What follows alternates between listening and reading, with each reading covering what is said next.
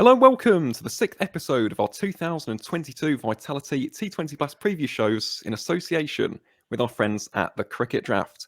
My name is Aaron, aka the Cricket Connoisseur, and joining me on my screen, as ever, are the three musketeers from the Cricket Draft, Mr. Rory Law, Chris Dixon, and Dino, aka Dinesh Mahabir. So, gents, first and foremost, thank you very much for joining me today for a chat about all things T20 Blast cricket.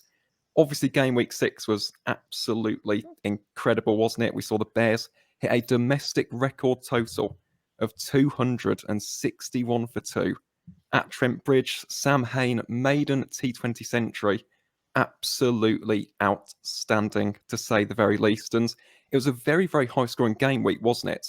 To say the least, in our own fantasy league.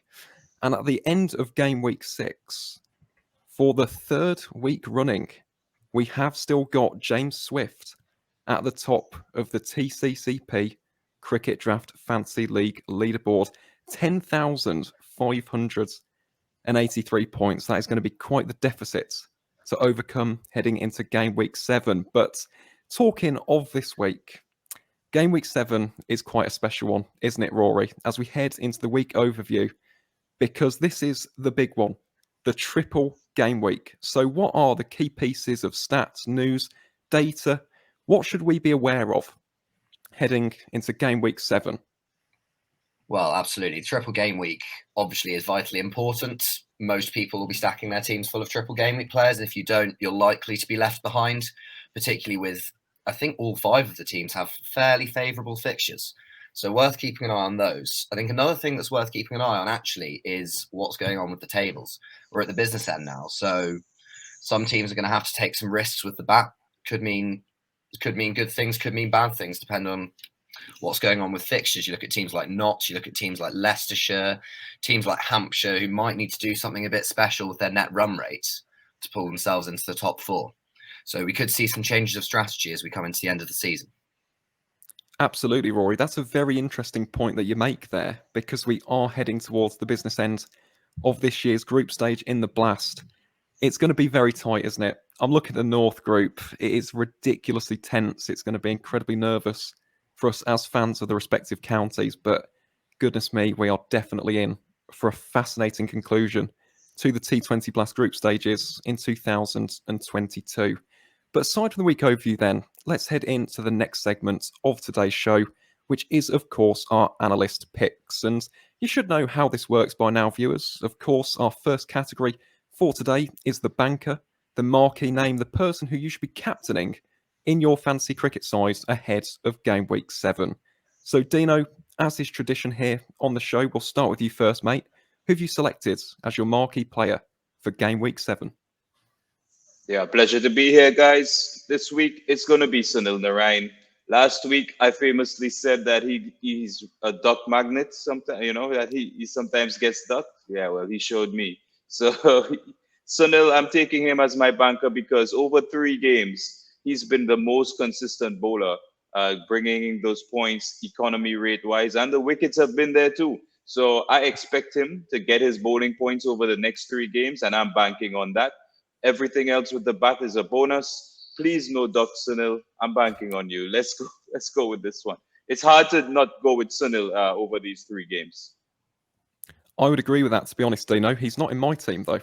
I will say that. I didn't have the budget, unfortunately, for the Trinidadian all-rounder. But you look at those stats, the most economical bowler in the T20 Blast still, a 5.62 economy rate. He's been absolutely outstanding for the brown cap. So definitely a lot of logic and reasoning behind that selection. And Chris, what about yourself, mate? Who have you selected as your captain ahead of this round of fixtures? So I've had to go with Sunil Narayan as well. Had him last week, got him again this week. No reason to change it. If anything, even more important this week with the triple game week. 3 decent fixtures for Surrey, whose batting is actually the weakest it's been in the tournament so far. The team is the weakest it's been. So he's sure to have a big role over these 3 games. So I have no reason to change it. His batting's been great so far. I've got the bowling figures up on the board, but his strike rate's been outstanding so far for Surrey, coming in the middle order. So no reason to change it. He's going to be my banker. Fair enough, Chris. It's interesting, isn't it? You mentioned about Surrey's batting potentially being the weakest it's been is there such thing as a weak Surrey team in Yeah, that's true. 2022? They've just been absolutely remarkable, haven't they? And yeah, they just look like a juggernaut at the moment. Can Somerset stop them tonight? We shall have to wait and see. And talking of our resident Somerset fan who's nodding along in agreement to that statement, Mr. Law, who have you selected as your captain for game week 7? I've got a bit different with my banker. I've gone with Alex Hales. He's his last chance saloon here at Trent Bridge. They need some wins. They need some big wins. Even if they do it, their net run rate is probably going to end up being quite crucial. And Hales is the man to do it. I mean, look at that strike rate. He comes off in one of these 3 games, and we've got some serious points. 2 games at the Bridge as well, and then 1 game against a slightly weak Durham team, despite the fact that it's not the easiest to bat there. They may well need to go quite big. So Hales, just 1 or 2 big knocks for me, and he's there, and I think it's going to happen. They just seem to they seem to be a team on a mission at the moment, not Northants, Notts. Well, Northants as well. In fairness, they've been quite outstanding in this year's T20 Blast. Very, very true. But I just look at Notts. It is interesting that 6-year qualifying streak is in a lot of danger. Can they get themselves out of this hole? They have got a game in hand over the rest of the top 4, but it is going to be a bit of a mountain to climb unless Alex Hales does go big. Could be a bit of a bridge too far in 2022. But moving aside then from our marquee name, let's head on to our one to watch, the under-25 player that you should be looking out for in this week's round of fixtures. So Dino, again, I shall start with you again first, mate. Who have you selected as your under-25 player ahead of game week 7? There's so many options, but with some young guys in my team. But Will Jacks has got to be the guy this game week. Again, the same team with Sunil Narayan, but this time he's been pushed up the order. He's in the power play. Doesn't bowl as much, but batting in that power play with his strike rate and he's been devastating. Let's be honest. Have you been lucky enough to see these guys' innings? You just know that he's capable of something big. Even if he doesn't go big, he's going to try his best to capitalize in that first period. So it's a no-brainer for me. Jax has to come in. I mean, these guys are unbeaten, right? Oh, please, Jax, let's just keep it going. Let's just keep going. Let the Invincibles, I heard someone mention that. Let's go for that, all right? 3 more games. I've got to put my faith in Jax. Great young player. I believe he's 23 years old. Could be wrong on that. But just comes in as the one. Look at that strike rate as well. So Jax for me, I mean, he's 30% owned, so it's no big surprise. But it's the first time he comes into my team because of the triple game week. Well, fair enough, Dino. You mentioned about 30% owned. I am one of those. I've got him as my captain for this week. As you mentioned, such a versatile and gifted, talented prospect. Will Jacks, I mean, I see him playing for England sooner rather than later. So, yeah, an excellent pick to say the very least. And Chris, talking of excellent picks, this is a really interesting one. I don't think he's actually come up on the show just yet, but who have you selected as your one to watch ahead of game week 7?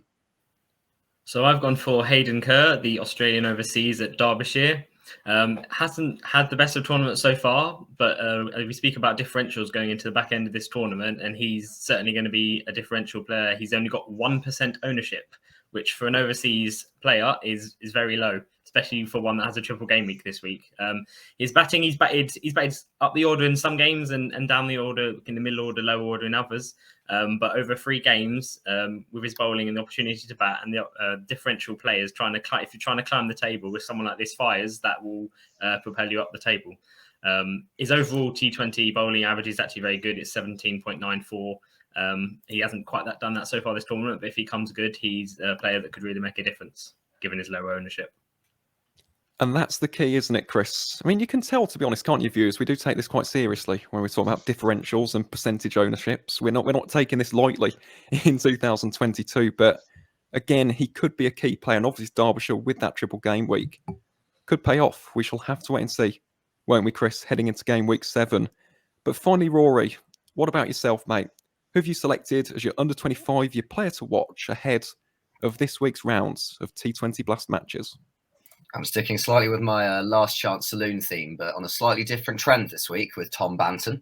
I think now Tom Kohler-Cadmell's signed, he knows he's got to score some runs. For next year, could be out if he doesn't do it. Tom Banton, pretty good record against Surrey. Should go very nicely against Hampshire at home as well. And yeah, I think it's a good opportunity for him to score some runs, potentially a bit of a differential pick for teams that at the top that don't have him. Opening batter for Somerset. There's a lot of upside there if he can rediscover some form. So I've not assigned him to a kind of bad form, poor player just yet. I think there's something still in him. Well, there is indeed. You can never, ever write off Tom Banton. And you look at the stats so far this summer, 133 runs in 9 matches. The strike rate has been incredibly low for a player of his calibre. But again, at this stage of the season, we talk about players and teams peaking at the right moment. Who knows? Tom Banton could well come good for Somerset heading into the business end of this year's T20 Blast. But aside from our one-to-watches then, let's head on to the third and final category of the analyst picks. My personal favourites of these categories, which is, of course, the Wildcard, the budget-friendly option to be in your team for game week number 7. So, Dino, who have you selected in your side as the Wildcard ahead of round 7? Yeah, with the wild card, we go below 100K. So we try to get the budget guys. And I've gone again with Heldrich. You know, he's been there on the bench. He's been in and out of my team. He's never left the full squad. I've kept him there on the bench. But triple game week this week, you know, he's a slow bowler, left arm spinner. He can be expensive because that's the risk that these guys take with his style of bowling. But 3 games, must-win games, I'm going to have him. Guys are going to go after him, which means the wickets could be there. Very inexpensive, probably the cheapest starter at around 55. But I just want to give a shout out to Michael Pepper as well, because last week he came in off the bench to save my game week, replacing Chris Lynn. And, you know, there's not many options now under 100K. So, you know, Heldrich as the bowler, I'm starting him. Pepper goes back to the bench because he's got 2 games.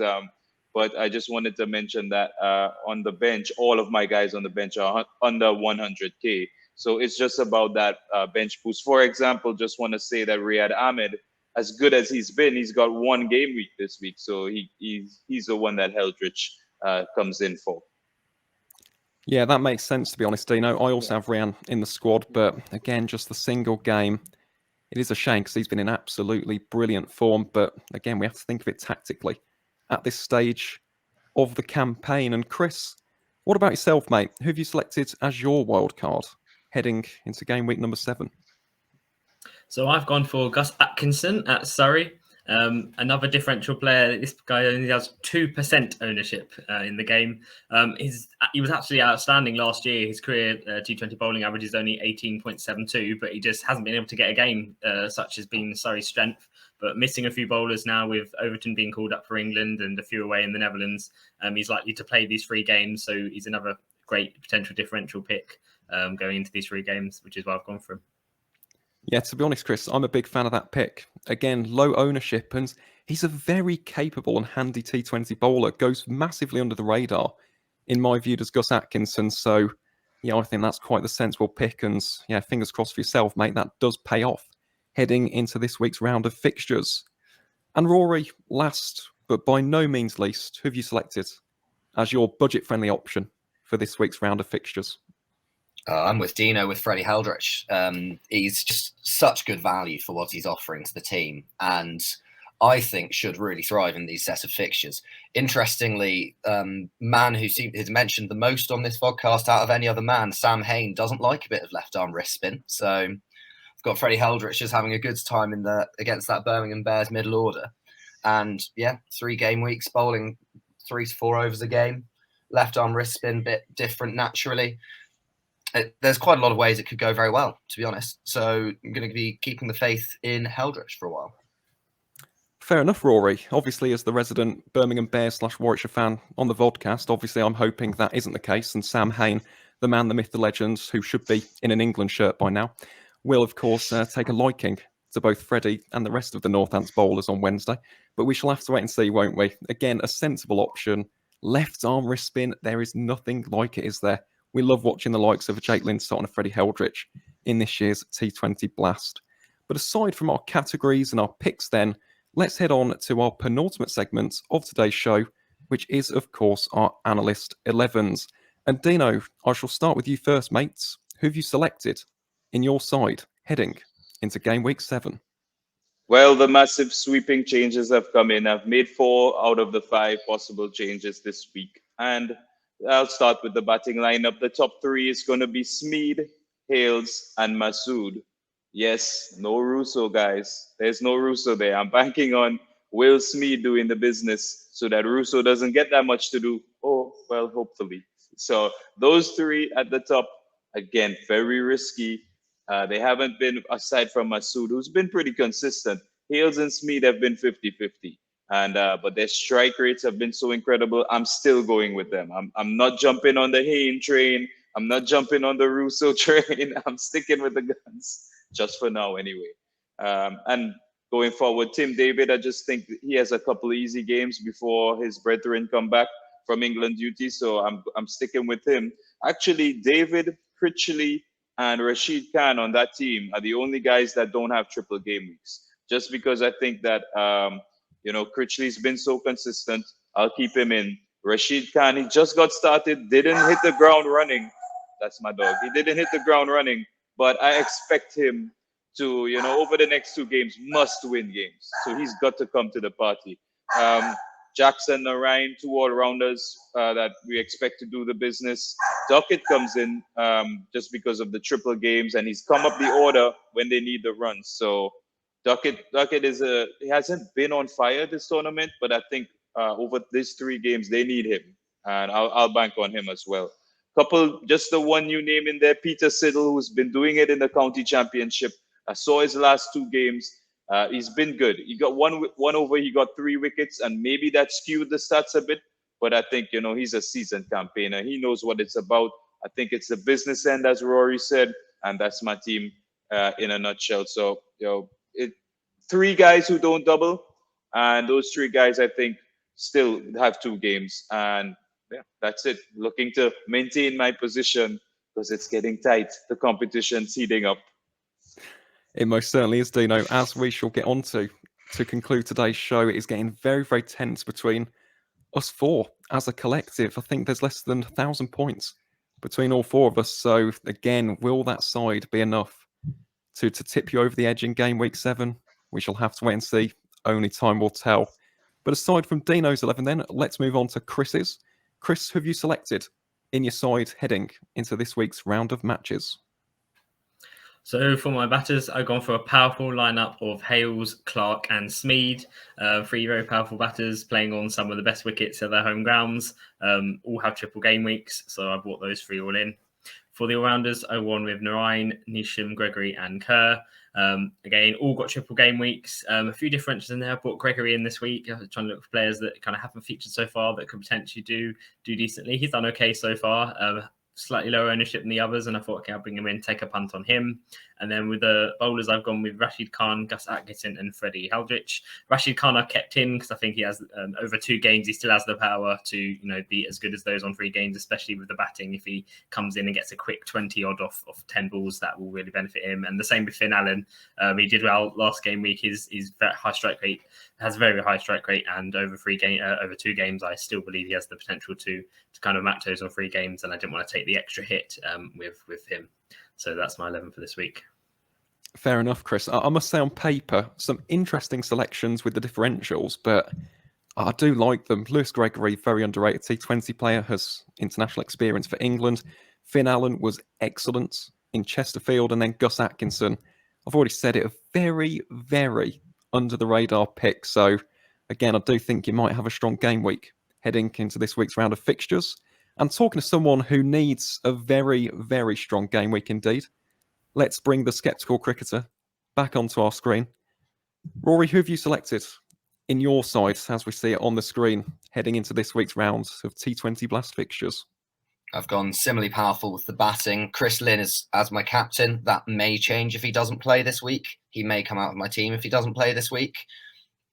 We're going to be finding that out later on. Alex Hales and Will Smeed complete the batting lineup. I've gone with Josh Cobb as a slight differential option, still owned by less than 15%, despite the fact that he's batting well, bowling lots of overs, and hitting the ball really, really hard. Seems to be having a bit of a second coming, does Josh Cobb. I've got Will Jacks for that power factor for Surrey opening up. Lewis Rees, again, a bit of a differential. 3 games, 2 of which at home. Derbyshire seems to famously love runs this season, and Sunil Narine. Tom Banton as my keeper, and fairly budget on the bowlers with George Scrimshaw, Calvin Harrison, and Freddie Heldrich. So every single player with a triple game week this week. That is bold. That is very, very bold, Rory. And I must say, I love the selection of Josh Cobb, Northance's second leading run scorer in this year's T20 Blast. I believe he scored 226 runs for the East Midlands outfit. So again, very, very big fan of that pick, if I may say so myself. But gents, we are almost here at the end of today's show, which can only mean one thing. We have to look at our own personal leaderboard, I suppose. And at the end of this game week, out of nowhere, rising 21 positions in the TCCP table, we have the cricket connoisseur on 8,877 points. As I said, maybe I shouldn't be the presenter. Maybe I should be one of the analysts at this point. Who knows? I'll have to get my own segment. But in second place out of our slots is Dino on 8,558 points.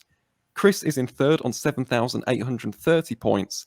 And Rory is, well, still fourth. But again, you have closed the gap, to be fair, Rory, on 7,626 points. So Chris, as the oracle of the TCCP X Cricket Draft vodcast, who do you think out of these two will score more points in game week 7? So I'm switching again this week. I'm going back to Rory. I've seen his team. He is completely stacked with triple game weekers. So I think that's justified in going back to him. Dino, I think, has only got 8 out of the 11. So that might make the difference. Certainly in terms of who I'm going to pick. That's why I'm going to go for Rory this week. We'll see if it comes into fruition or not. You know what, Rory? We should pick between the two of them. Who do we think is going to make more points? You know, it'll be Chris. It'll be Chris this week. I've had my one good game week of the season. I've had my bragging rights, but I'm going to come crashing down to earth this week. I can already tell you. I think I've selected about 5 or 6 people with triple game weeks. So I've gone a little bit cautious. So you've got to wait and see. Sam Hayden getting bowled out by Freddie Heldrich on Wednesday as well. Yes. No comment. I'm not even going to comment on that game. We're just going to see what happens. But fingers crossed for the Bears fans out there. Yeah, hopefully 2 points heading back to the West Midlands as opposed to the East Midlands at Wantage Road on Wednesday, the 22nd of June. But gents, that is essentially it for today's show. Obviously an absolute pleasure. Always is. Always enjoy myself on this show. And of course, to each and every single one of you wonderful viewers who's tuned into today's vodcast, thank you very much for doing so. And as always, guys, we'll see you on the next one.